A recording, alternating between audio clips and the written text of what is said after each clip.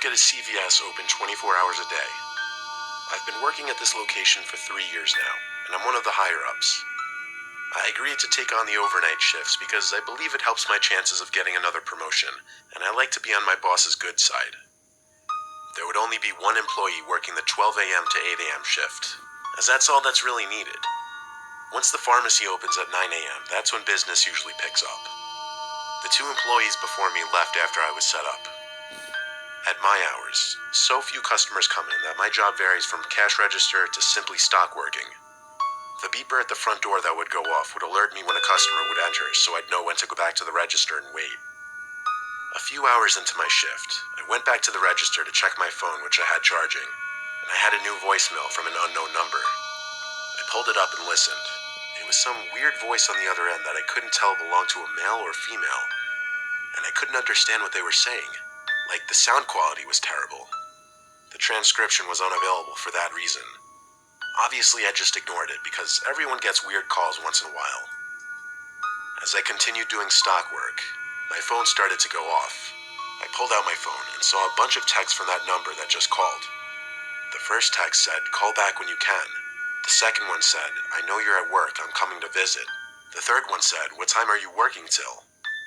I had no idea who this could be. I texted back, "Who the hell is this?" The typing bubble popped up for like 20 seconds, then it went away. They didn't respond to that. Okay, a little unnerving, yes, but I still had to go about my work. Eventually, I heard the ding by the front door alerting me someone entered, so I went back to the register and waited. I didn't see anyone walking around though, and I waited there for quite a while actually.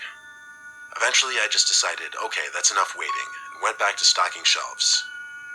I'd say it was around 2 a.m., a couple hours into my shift.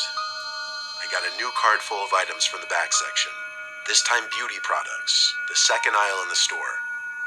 I brought the cart over there and noticed a woman in the corner of the next aisle over, the first aisle. I stepped into that aisle and looked down, asking if she needed any help. She was looking down at one of the products in the corner.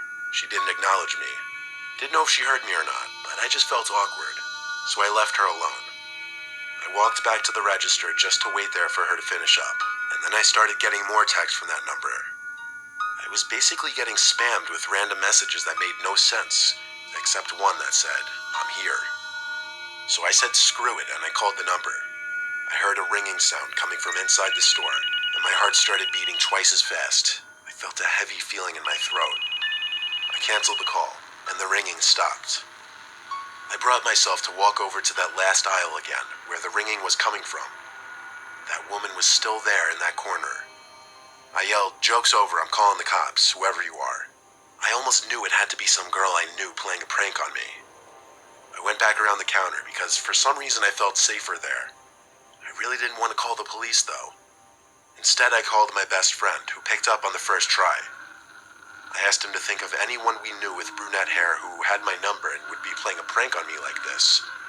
He guessed a few names, but based on the body shape of that woman, it was none of them. My friend told me to just stop being a pussy since it was a girl. I told him, alright, whatever, and hung up the phone. I was about to suck it up and walk over there when I noticed her, peering half of her head from around the corner of the beauty aisle. She had to be kneeling down too because the shelf in that aisle is lower than the rest. The first thing I noticed was blood trickling down her cheeks. She was smiling and I heard her making these fucked up laughing sounds. It looked like she cut the skin on her cheeks right next to her lips, and this was when I realized she wasn't our age. She looked like she was anywhere from 30 to 40. I took one step closer and I recognized her. It was this lady with serious mental issues who had DM'd me with a fake account before. And as far as I knew, she was dangerous and was supposed to be in some psychiatric center. She must have gotten my number through my Instagram, which I have set as a public figure profile, which includes my phone number. Seeing half her bloodied face peering at me, smiling, made me want to yak. I yelled at her to get away or I'd stab her. Of course, a complete bluff. I ran to one of the back aisles and hid from her, and I only sighed a breath of relief when I heard the beep of the front door go off.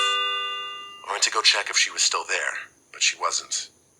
And so I called 911 and had the police take a report, showed them the CCTV footage, and warned them of her name and that she had serious mental issues. The officers were very nice and told me they'd be in the immediate area in case she returned. I blocked the number she was texting me from, and I like to think the police contacted